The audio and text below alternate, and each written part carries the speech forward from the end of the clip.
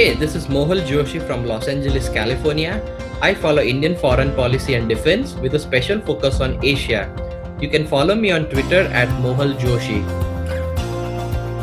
Hey, this is Kishor from Bengaluru in India.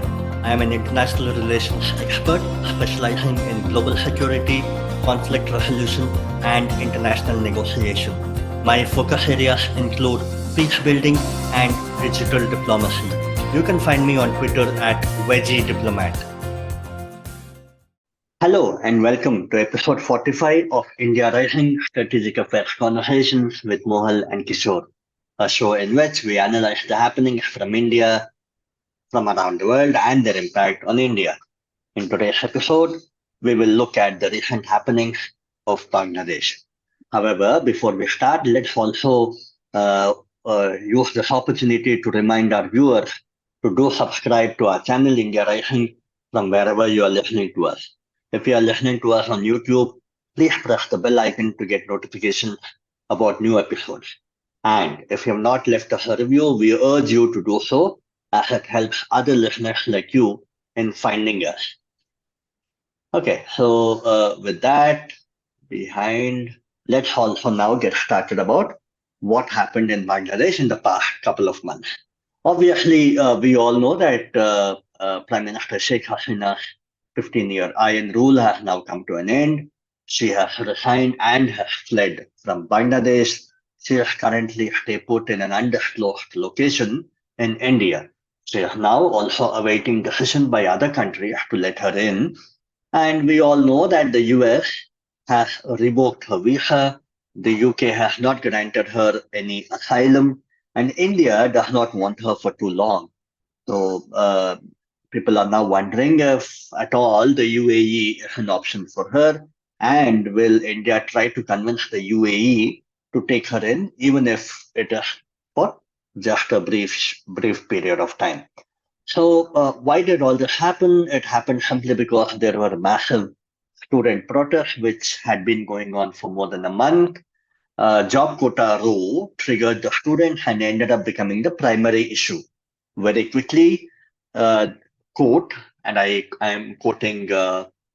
S. Jaishankar, our Minister for External Affairs, who made a statement in our parliament, and I quote, very quickly, the agitation coalesced around the one-point agenda, that is that PM Sheikh Hasina should step down, unquote.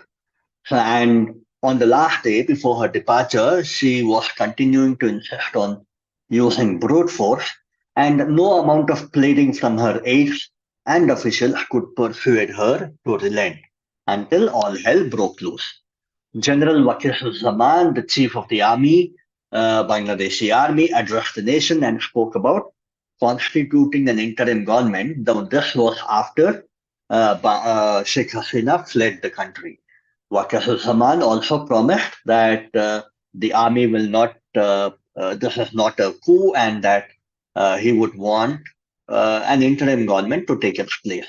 The new interim government, as we all know, has been, which is led by Nobel Laureate Mohammad Yunus, and now consists of a mixed bag of civil society representatives, environmentalists, former bureaucrats, and two prominent faces of the student movement, which led to former Prime Minister Sheikh Hasina's ouster.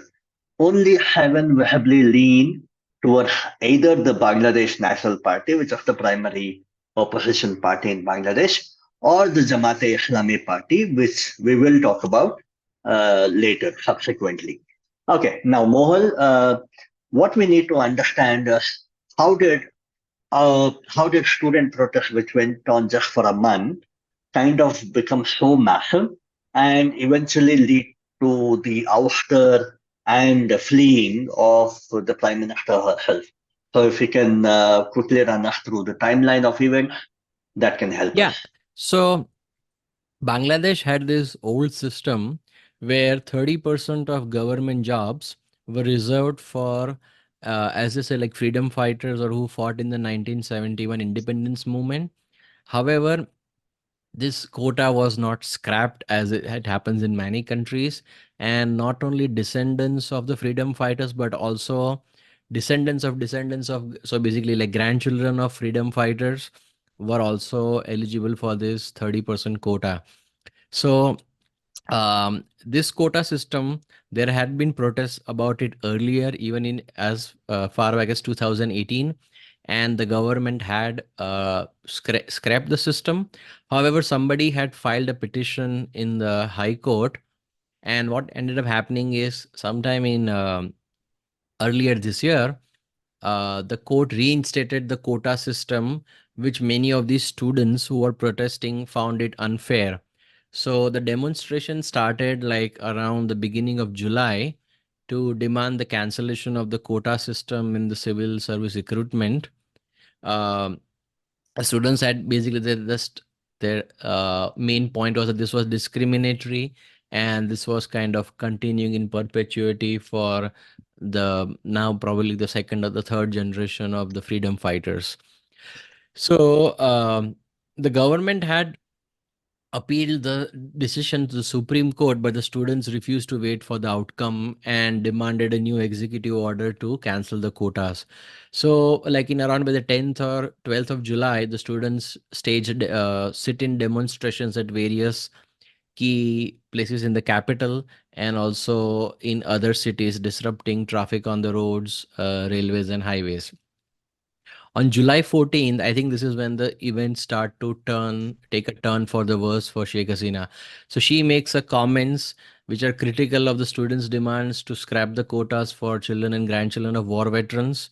And I mean, calling them Razakas. I think we'll go over that comment a little bit later in our podcast. Yeah, yeah. And I think this kind of backfired, uh, even though she was trying to make a point that who should get them, and this badly backfired and the students were completely enraged. Also, like around the same time on July 15th, a senior leader of the Awami League said that tell the media that the party's student wing, or what is known as the Chhatra League, will give a fitting reply to the students, which kind of had like not good omens for like the protesters. So I Hmm. think what ended up happening is on the 15th of July, the Chhatra League students attacked the anti-quota students in the Dhaka University and other colleges where many of the students were injured. Like I think there were reports that up to 300 people were wounded in the clashes. Also, like the very next day, there the clashes spread, and then there were like six people killed in Dhaka and like other cities up north. Now, there was a lot of students fighting between the students and the Chhatra League, universities, and eventually lives were lost. I mean, like six lives were lost on July 16th. Uh, Eventually, like on 17th, Hasina did address the nation and express sorrow over the deaths, and even promised to hold a judicial inquiry. But I think the protest started snowballing to even worse events. The students were calling for a complete shutdown of the system. I mean, on July 18th, like as per reports, like 29 people were killed when the police opened fire with live bullets. And the following day, it got even progressively even worse. On July 19, around 66 people were killed, which is like a huge number considering the events. So this is, I mean, in just matter of few days, this completely descended into chaos. Hmm. Eventually, the government had to impose a nighttime curfew and deploy the army.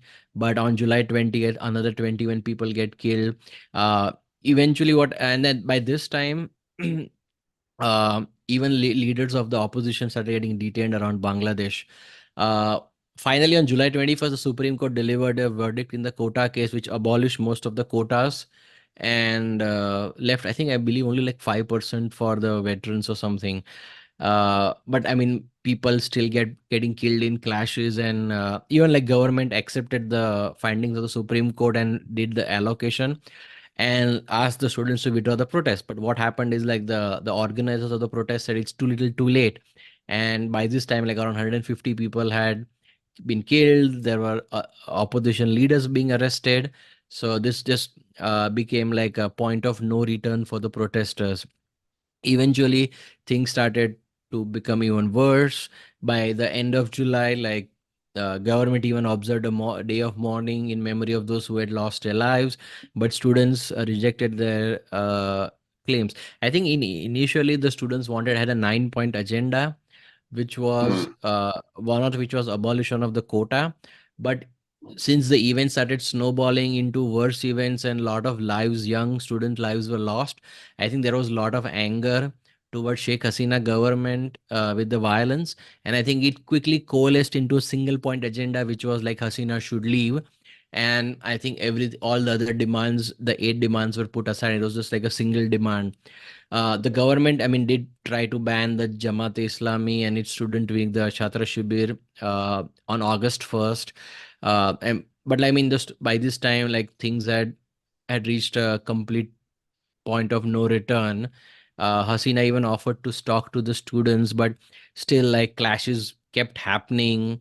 I mean, as far as August 4th, the day before Hasina left, like supposedly 90 people were killed by violence, including like 13 policemen who were beaten by a mob. So the government decided to reimpose a indefinite curfew across the country. On August 5th, the students had announced a plan to hold a march to Dhaka from all parts of the country with an aim to force the government to resign. So I think, as you alluded to, Kishore, like I think Hasina tried to stay put and even deploy the army to fight the protesters. But I think eventually the chief of army staff told Hasina. I think Hasina even wanted to, as per reports, address the nation before she left. mm. But like they told, like you just have 45 minutes and they are not going to step in and stop the rioting and the protesters from reaching the residence of the Prime Minister. And I think she was just had to leave quickly in a jiffy and I guess flee to India at that point. I mean, eventually the report says around like 300 people died in police firing and rioting by the end. I think that was the key turning point was the protests devolving into a lot of violence and a lot of deaths of young protesters. Kishore. Right. Yeah. Thank you, Mohan. And we also need to remember that Bangladeshi protests have always been violent. I mean, lot of students coming onto the Mm-hmm. street, opposition parties coming onto the street, and eventually all protests kind of lead to chaos and violence. And this time around, also it was no different. We also now let's look at the recent elections of 2024 January and how all that we saw now in the past 2 months kind of had some kind of a catalyst reaction from that election. So, what we know from that election in January is that they were seen as heavily manipulated. Obviously, her party, Awami League, won the election for the fourth consecutive time with less than 40% of the votes that went in their favor. Now, what happens in Bangladesh is that the election commission also can be appointed or run by the ruling political party. So obviously, it would be seen as favoring the ruling disposition. Eventually, it so happened that in the results, we found out that that party won 224 seats, and the independent candidates, most of whom were Awami League members, propped up as dummy candidates to give a semblance of competition, winning another 62 seats. So, in a house of almost 300 or 289, you had almost a complete monopoly by Awami League and her propped up dummy candidates. The main opposition party, Begum Khalida Zia's Bangladesh Nationalist Party, had boycotted the election as they did in 2014, and simply because they assumed that the election commission under the incumbent government were unable to organize a free and fair election. Okay, now BNP, there is a claim across internet and in many articles that BNP has boycotted back-to-back elections, which are not true. The BNP had boycotted in 2014. They boycotted again in 2024.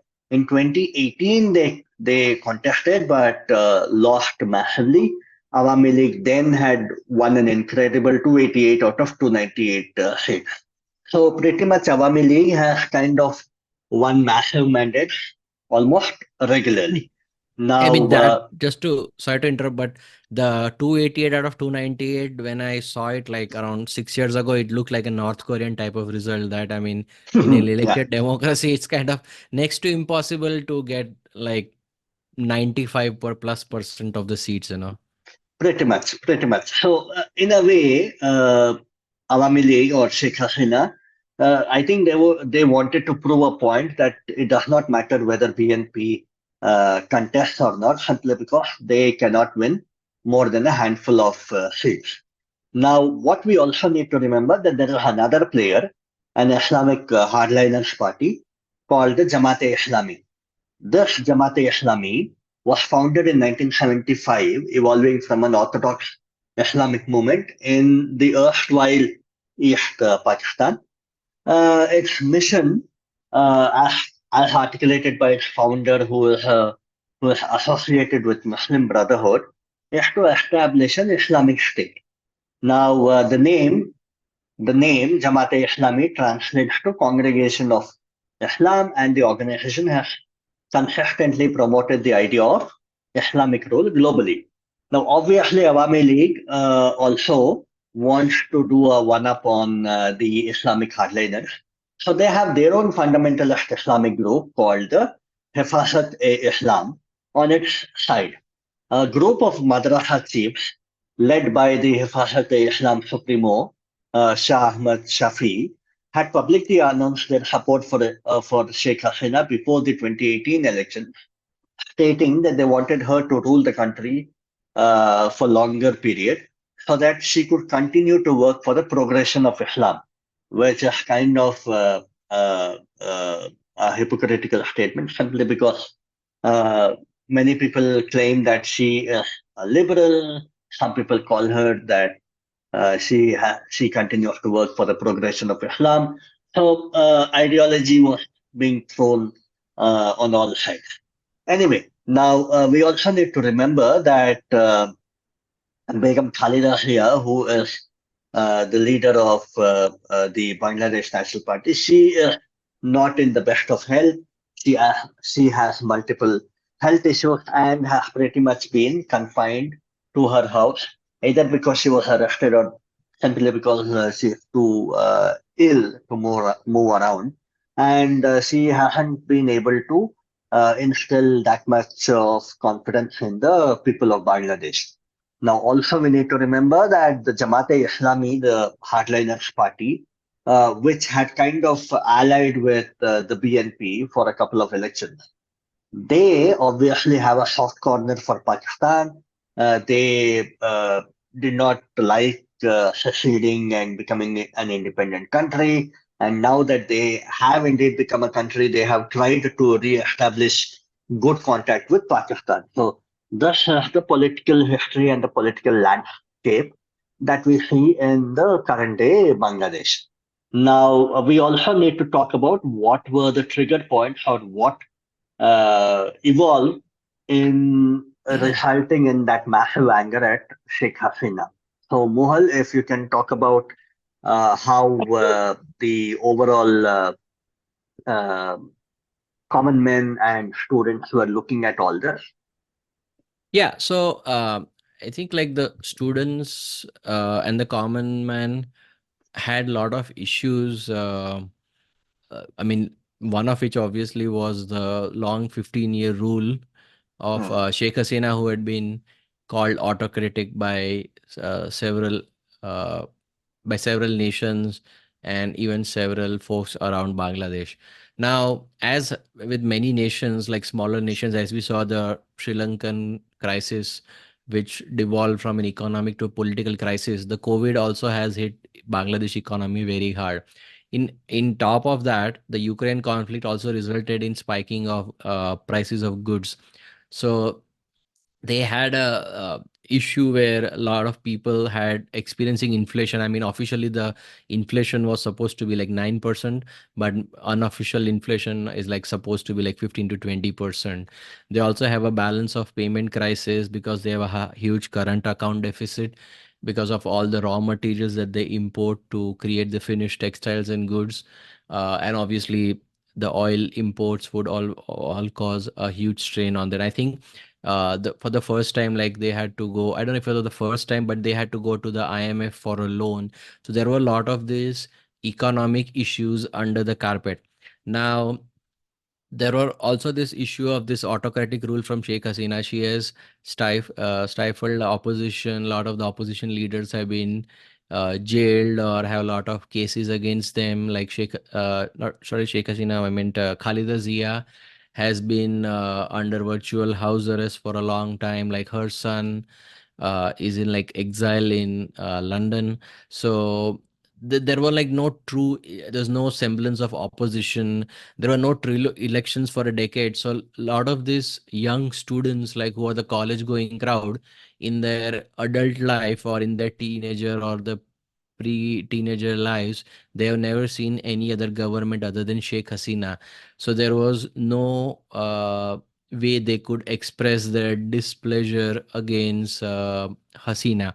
So the ended up happening is that the anger against the court devolved into anger against Hasina, because many of the appointments to courts and various institutions have all been Hasina. So it was seen as the uh, like Hasina's machinations behind the scenes to keep it. And also remember, like Bangladesh, unlike India, doesn't have like state governments, right? In India, let's say you have like a Narendra Modi in office, and let's say if people are not happy with him, they still have the option to have a local government voted in power.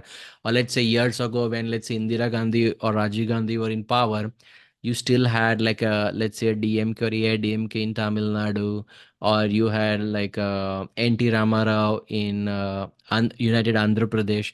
So people who were not happy with the government, they still had some release valve where they could vote electorally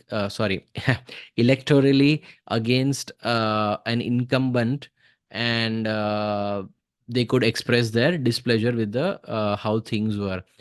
Um, and also with freedom of speech and everything being curtailed due to the autocratic rule, there was no avenue for freedom of expression for many of these youngsters. And uh, I think also anti-incumbency would have caught up with Sheikh Hasina after 15 years of rule. And I mean, as we said earlier, the elections were kind of a sham where, I mean, they could get like North Korean type results even though everybody is in the fray.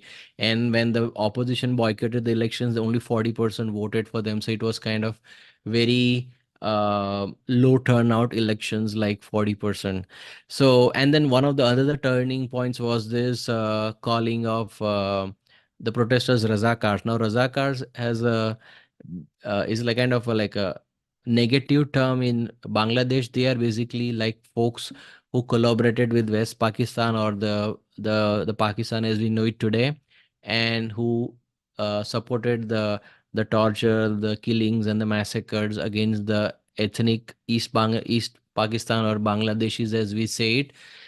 So they are not held in, they are held in very bad regard in Bangladesh.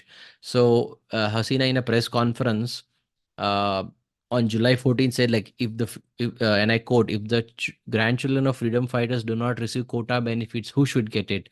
The grandchildren of Razakars, end quote. So I think the protesters were very enraged with this attitude from Hasina, and they ended up calling themselves Razakars. And there's even a popular slogan by the protesters, I mean, which loosely translated to, I mean, in Bengal, it was like "Tui ke, Ami ke, Razakar, Razakar, ke bole che, Saira char, Saira char." I mean, so the slogan loosely translates to "Who are you? Who am I? Razakar, Razakar. Who says that? Dictator, dictator." So I mean, basically, like she was being called dictator by this slogan. I think they took too hard this insult kind of heaped upon them by Hasina of a Razakar. Now, on this in also we have to note that on the street anti-Indianism was very high since Hasina was close to India, and like Narendra Modi, she was seen as India's ally. Now Right. this only the protesters, like I mean, were like very upset like with all the long rule of Hasina, and I think eventually uh, as we had mentioned, the violence, the deaths eventually coalesced into her having to leave uh, in a hurry to save herself. And I mean, there was also a lot of reports that there was a lot of cronyism among Hasina followers. All the big posts and perks used to be cornered by Awami League folks or Hasina supporters. So many of these young protesters have become very disillusioned by the state of things, and I think the economic uh, crisis on top of it didn't help out a lot, and they were just tired of this long term autocratic rule by her, you know. I mean, and Hasina also for her part had gotten out of touch with reality. I mean, she did want to stay till the very end, but I Hmm. mean, she had to be told otherwise that you have to leave, otherwise your life could be in danger. I mean, eventually at first it was like a very a leaderless movement of the students who had a 9 point agenda, but by then it was just one cry that Hasina should resign and go. So it didn't start out as a protest movement where they wanted Hasina to go, but it ended up being one. And eventually, like even the BNP and Jamaat workers joined the student protesters and started instigating like violence across this country.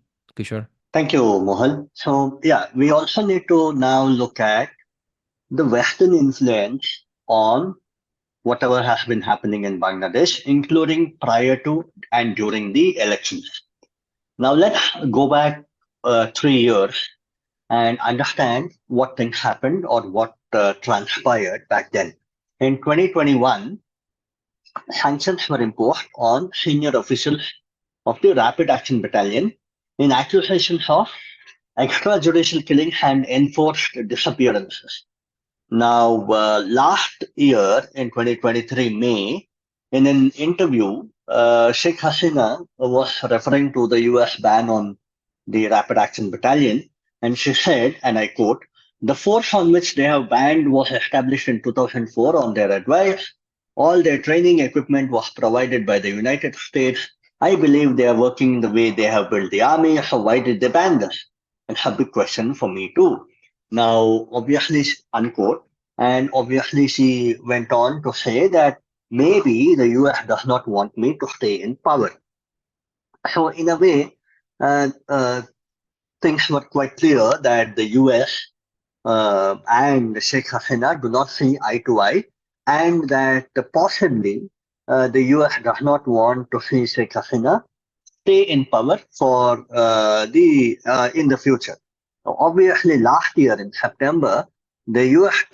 State Department had issued visa curbs, on what they called Bangladeshi individuals responsible for and complicit in undermining the democratic process in Bangladesh.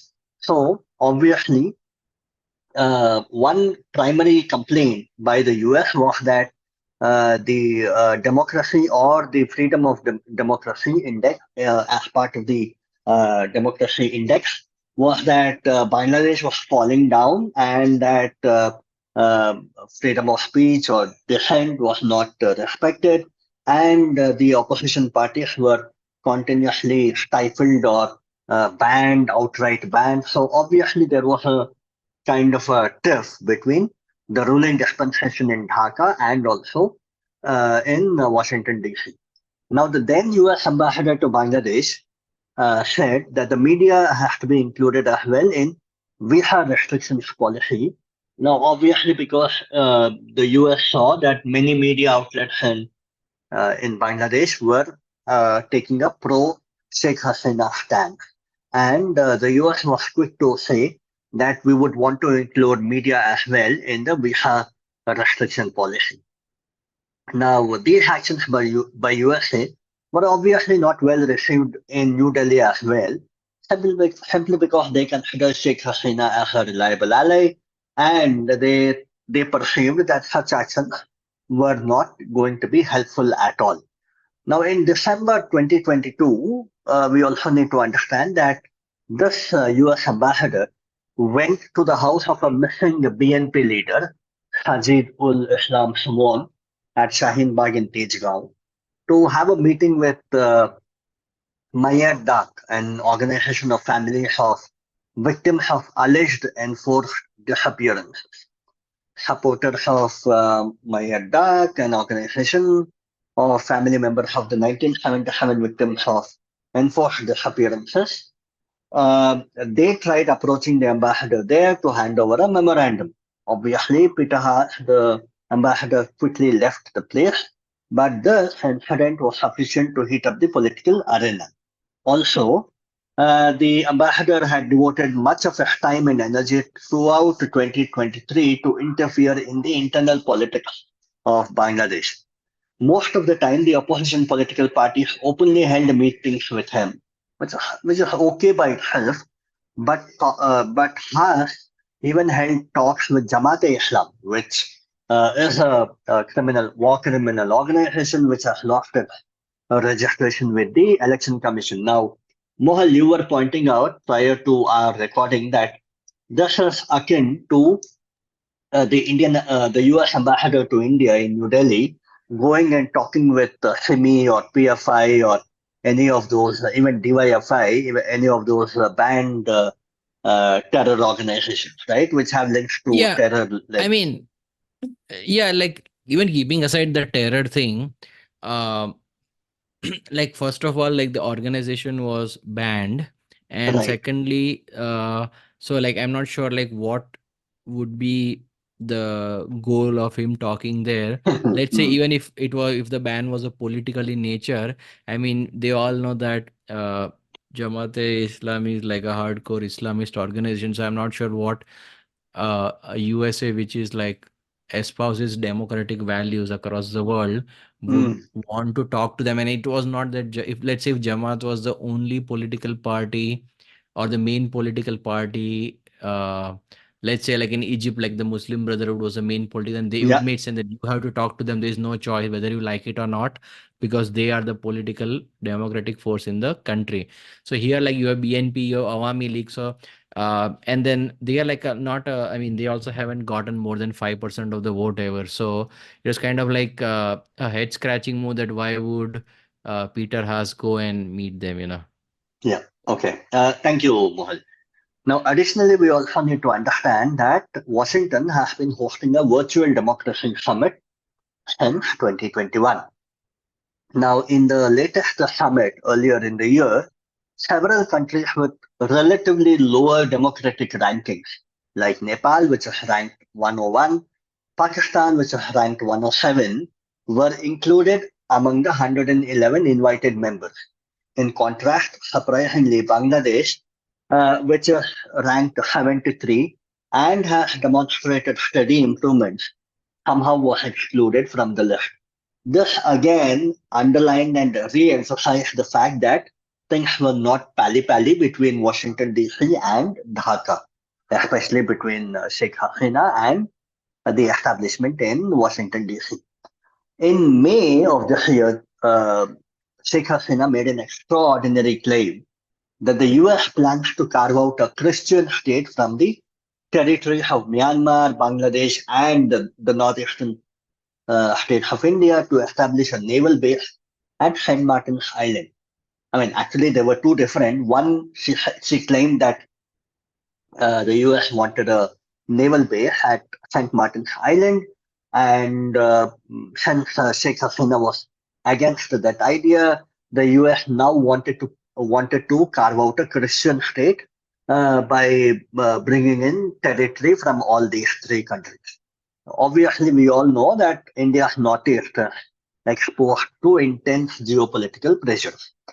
Again, Sheikh Hasina claimed that she was offered an easy re-election in January, which she anyway achieved in a one-sided election, as we already spoke about. The condition was that she had to allow a foreign country build an airbase in Bangladesh.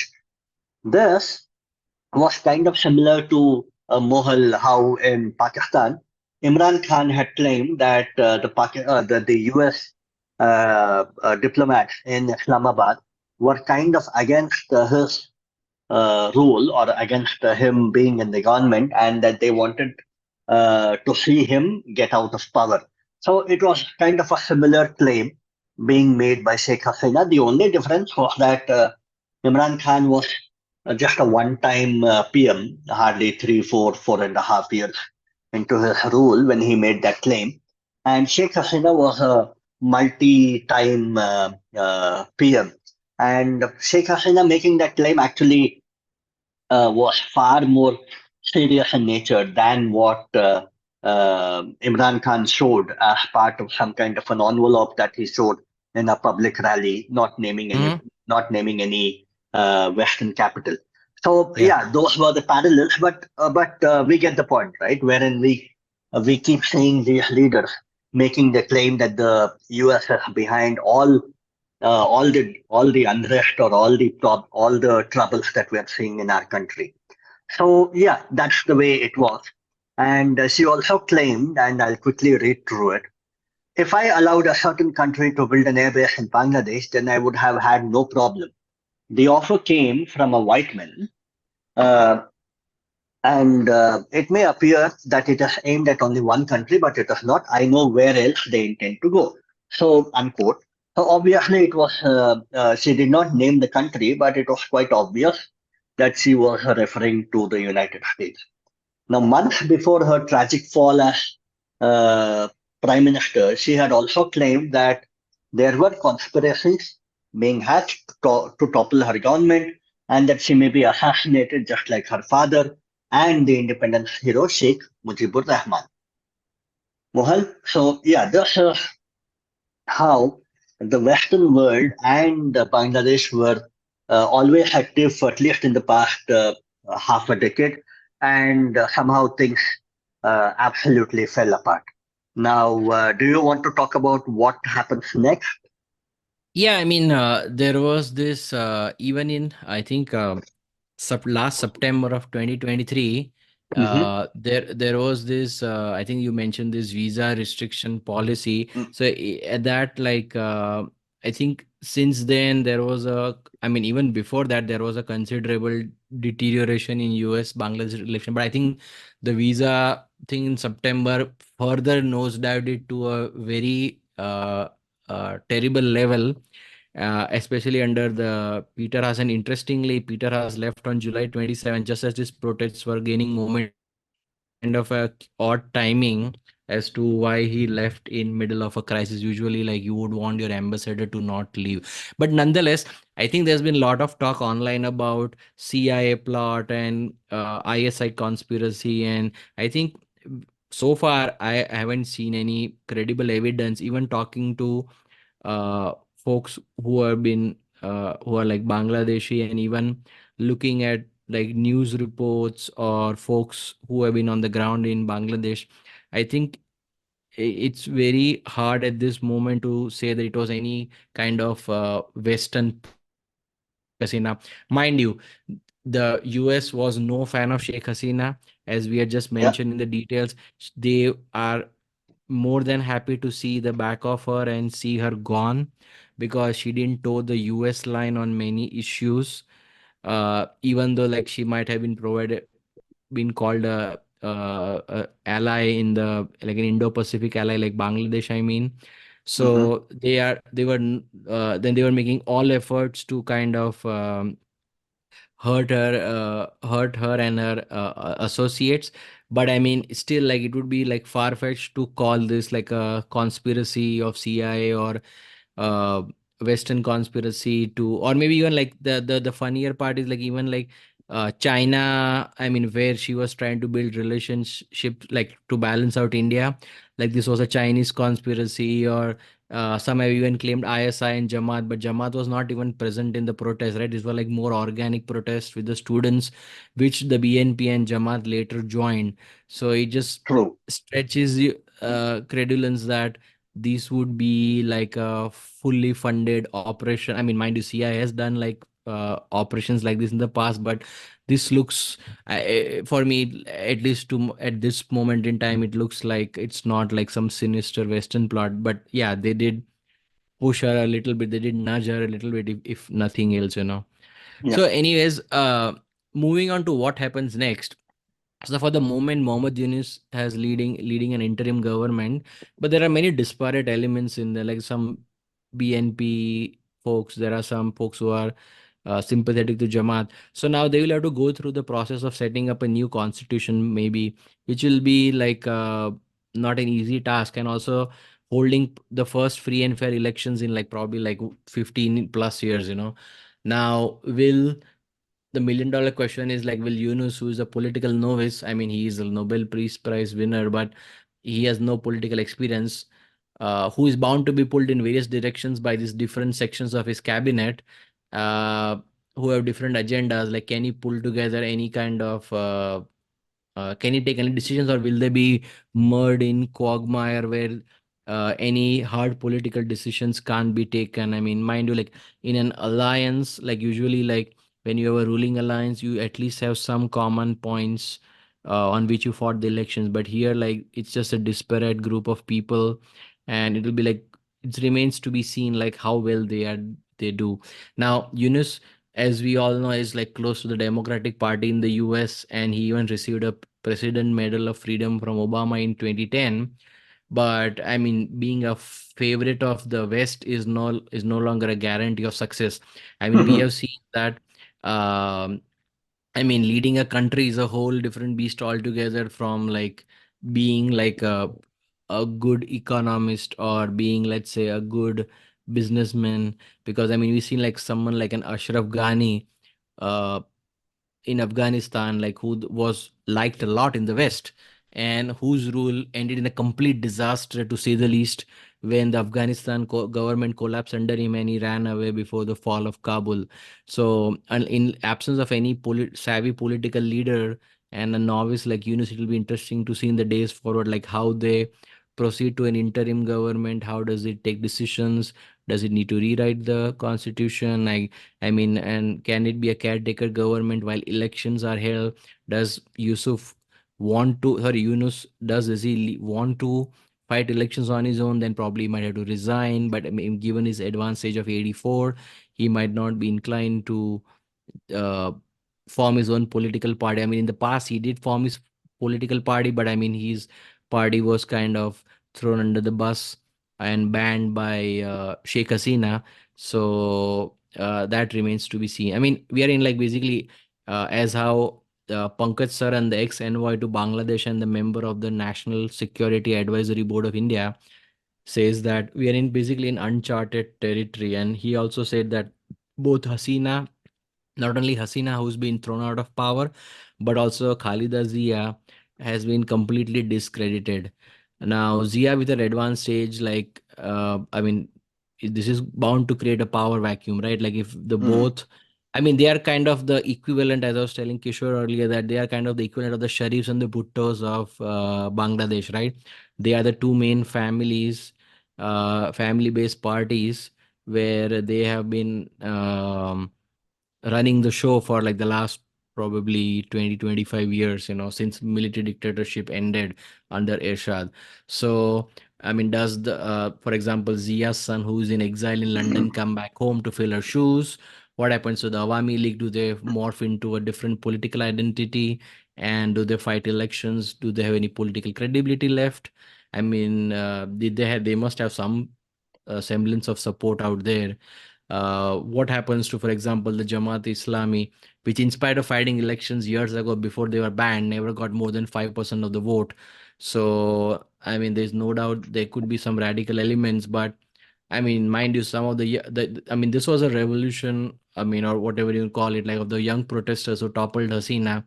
I mean, they might not be very kind to the Jamaat. I mean, as per some of the reports, like a lot of the protesters were also women. So how does Jamaat, with his hardcore Islamic ideas, like does it find favor with the women who were part of the revolution? So it'll be like kind of interesting this, because the nature of this revolution was kind of very young in nature. So it'll be, and then Bangladesh just like an has a demographic dividend like India and is a very young populace, you know. I mean, Jamaat, on the other hand, might want to think that this is the time to come in the power vacuum with BNP and Awami League not very strong because of the leaders are aging or not present. They might want to unite it on religious fervor and win. But I mean, winning elections is completely separate from like uniting a bunch of people on a base of religion. You know, I mean, or could there be, let's say, like a Imran Khan type of charismatic personality rise, like a phoenix from the ashes, and like maybe capture power? You know, where, as I said before, like the PPP with the Bhuttos and the PLMN with the Sharifs were completely discredited because of the, I mean, alternate bouts of ruling where they haven't done much to bring Pakistan up. So the a larger question is what role the army will play. I mean, we had uh, military coups. I mean, by some count estimate, it was an insane amount, like 30 military coups, and we had two long spells of military dictatorship under Ziaur Rahman and late General Ershad. So, what will they do? I mean, will they want to stay in the shadows and call the shots like in Pakistan, where they can twist and the government to its liking?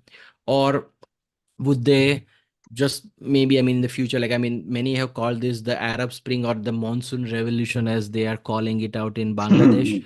But remember, like in Egypt, once Muslim Brotherhood came through a democratic process, the army didn't like it because it lost influence, and it eventually toppled the government, and they were back to just a different dictator with a different name. So that's a question, that will army want to call the shots, or will they just stay in the background, is a lot to be seen, you know. So I mean, because then again, as in the Arab Spring, a lot of the governments, sorry, a lot of the nations devolved into even more unstable and failed states. And like India would definitely not want a failed state on its doorstep in Bangladesh, you know. And also another point is the economics, right? I mean, under Hasina, I mean, even in spite of our autocratic tendencies, Bangladesh had seen a lot of good economic development um on this side, right? I mean, so now will the next government be able to continue that? Because on the micro level, like there was very high unemployment, um, and also Bangladesh has been reported to have the lowest tax to GDP ratio. So the new government will have his hands full trying to curb like unrest at an economic level. Um, Now that like the new government is in charge. And also, I mean, to important to remember that the political journey of Bangladesh has been mired in chaos since its founding, right? I mean, Sheikh Mujibur Rahman was assassinated like in the 4 years of Bangladesh becoming independent. They have been like, as I said before, 30 military coups. Even while Sheikh Hasina was there, there was the Bangladesh Rifles revolt after she was sworn in for a second time. So they have a very bloody history. So this is like there are a lot of open questions as to what happens next in Bangladesh, and a lot of implications for India, I think, Kishore, which I know you sure will delve into next. Yeah, thank you, Mohan. So, of course, uh, all this happening at our border, and especially in a country that we see as a very, very important ally, and also helping us in our look east, act east policy. Now, obviously, this has worried India. Dr. S. Jaishankar made a statement in both the Rajya Sabha and the Lok Sabha. It was keenly awaited not only by the ruling benches but also by the opposition. Almost immediately, there was also a cabinet committee on security emergency meeting. So obviously, India is not taking it lightly. They want to ensure that all their interests, all the Indian interests within Bangladesh are kept intact. Now, what are the questions for India now going forward? I think let's go through them one by one. And I'll add my take, and Mohal, if you want, you can pitch in as well. Now, Mm-hmm. first thing is India will have to make a call on was it Sheikh Hasina who was the friend of India or Bangladesh the friend of India? Why do we say so? I mean, is it even important to make that distinction? Simply because Sheikh Hasina almost single-handedly uh, improved the relations with India, made sure uh, that the post liberation war, Bangladesh continued to look at India favorably. There was a period when Begum Khalida Zia's rule under her government, Bangladesh was not looking at India favorably. So there had to be somebody in Dhaka who would turn the narrative in a pro-India way. So it was quite obvious that even in Delhi, whoever was ruling looked at Sheikh Hasina as the trusted friend, not only for the last 15 years, but ever since the assassination of her father, as explained by former Deputy NSA Pankaj Saran. So the question now is, how would India deal with the new administration? And more importantly, would India wish to give the new administration a long rope in almost all issues, like ensuring a curb to violence, bringing in peace and stability, holding free and fair elections, making sure that the Hindu minorities are not targeted anymore. So all these are important questions, and we need to understand and see how India wants to touch base with the new administration there. Also, just like how I mentioned right now, it also is important to see what happens to the Bangladeshi Hindus who were targeted during the riots. It's not, Mohal, it's not like the Bangladeshi Hindus were always voting for Sheikh Hasina and Sheikh Hasina alone, right? They were not seen as uh, pro Awami League voters, or they were not seen as their vote base. So, them being targeted during the riots and immediately after she fled the country was kind of inexplicable. It was just like the rabid elements or the radicalized elements trying to make the best use of the opportunity and trying to target the minority there. So obviously now uh, in the Indian government will have to probably even at a ministerial level clear the air and claim whether they would want to provide citizenship to the Hindus from Bangladesh who might wish to cross the border and cross over into India. Also, additionally, the last time the Bangladesh National Party, the Khalida Zia's party was in power, the Northeast militant groups had their safe havens in Bangladesh. This time around, it needs to be seen whether India would want to press for an assurance from the new caretaker government that its soil will not be used for anti-India activities. Additionally, the eerie silence by India during the riots and then allowing Sheikh Hasina to stay in India, albeit temporarily, has led to peaking of anti-India sentiments in Bangladesh. Now, something that has not been spoken much in the Indian media is that there had been some kind of a boycott Indian products and India out slogan and that kind of a movement in Bangladesh, where the shopkeepers in Dhaka and everywhere in Bangladesh were refusing to sell Indian goods. So obviously, it's kind of obvious that there were some elements within Bangladesh who were trying to instill anti-India sentiments by bringing in such movements. Yeah, and then And it happened right after the Jan 7th elections this year. So it was exactly, kind of more kind of a lashing out at India because like we were pro India. I mean, sorry, uh, Sheikh Hasina was pro India. pro Sheikh Hasina, and it was seen that India was not favoring democracy within Bangladesh, and that India wanted Sheikh Hasina to stay put, implying that they were against the other parties or the overall general public. So obviously now, just like in Nepal that we saw in the 2016, 2015, 2017 time frame, and also in Maldives, now in Bangladesh as well, albeit at a smaller level, we now have anti-India sentiments, and India will now have to see and recalibrate their strategy to understand and try to correct any wrongdoings that may have happened. Additionally, we also need to see what happens to the connectivity projects connecting India's northeast to the seaports of Bangladesh. Now, the obvious case in point is the nearly complete rail link from Agartala in Tripura to Akhaura in Bangladesh, just across the border. Remember that this rail link was virtually inaugurated by Modi and Hasina in November 2023.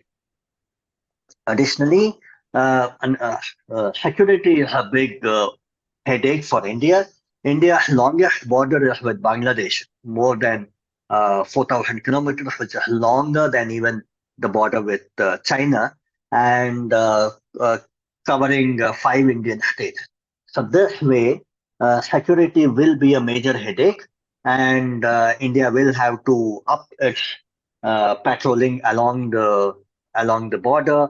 BSF will have its task cut out, so that is something that we will have to watch out for. Yeah, and even during Khalida's years, last time she was in power between 2001 and 6, many people like who have served in the army also have mentioned that there was a they had given Khalida's year was soft on the extremists or the militants who were operating from safe havens in Bangladesh. Right. So now there is and then that way like Sheikh Hasina had found favor in New Delhi because she had cracked down hard on all these groups operating from inside Bangladesh.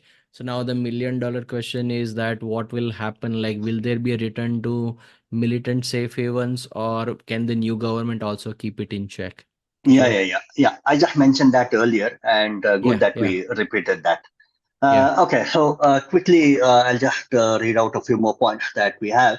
Now, India has very little choice in terms of choosing with whom they will talk in Dhaka.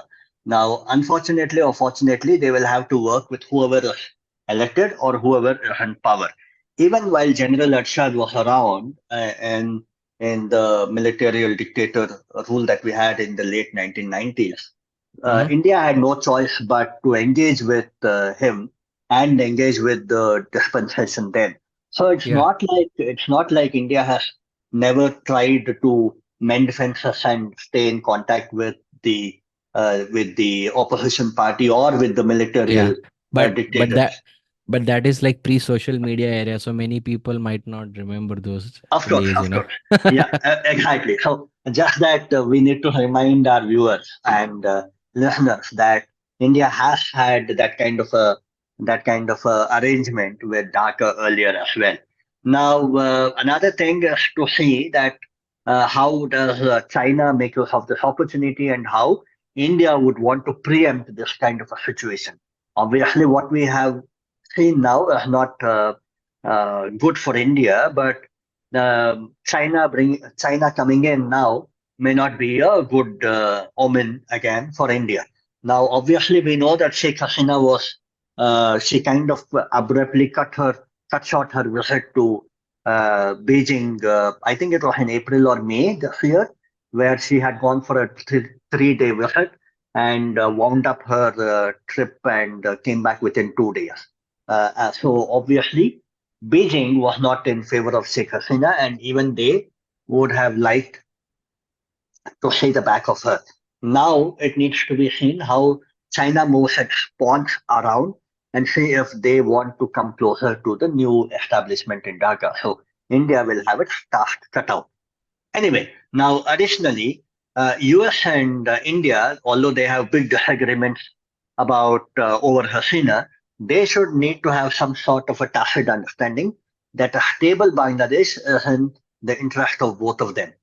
Seema Sirohi wrote in Economic Times that Bangladesh is on the development path, and I quote, Bangladesh is on the development path, poverty has halved, literacy has gone up, infant mortality has come down, and the real garment export industry has flourished. Unquote. Obviously, development happened. There is no denying that, and economically there were multiple benefits.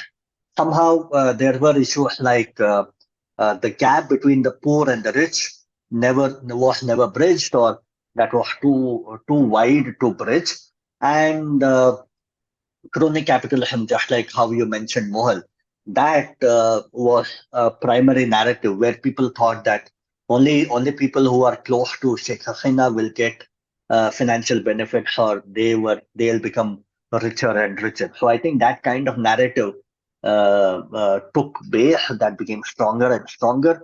So this time around, what we see is people or students uh, protesting and ensuring that they see the back of Sheikh Hasina.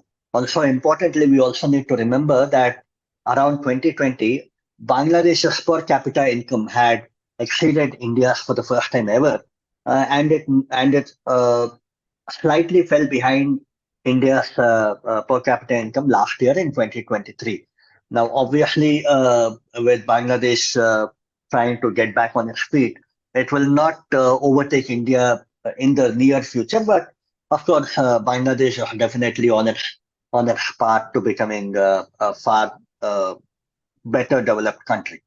Also, we need to understand that with the new administration and the future elected government, if Bangladesh regresses, then it can cause more problems for India with economic refugees coming to India for better work opportunities. Okay, Mohal, so these were the issues that we had. Do you have any closing comments before we wind up?